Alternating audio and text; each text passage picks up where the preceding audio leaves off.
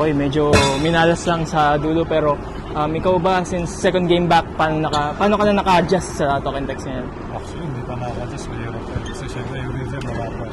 Kita naman siya naman. Pero kahit pa paano, nakapag-compete naman kami sa top teams sa NLEX. We're happy.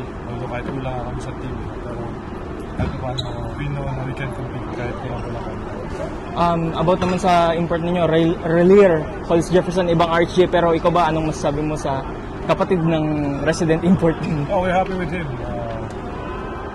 Yun din, medyo wala pa rin sa rhythm. Medyo kulang lang din sa hinga, hindi makahinga masyado kasi pagod din. Pero yun, he'll get better with us. The team will get better individually and as a team. And we're in good hands. I think kapag compete talaga kami this conference. Thank you so much, Poy.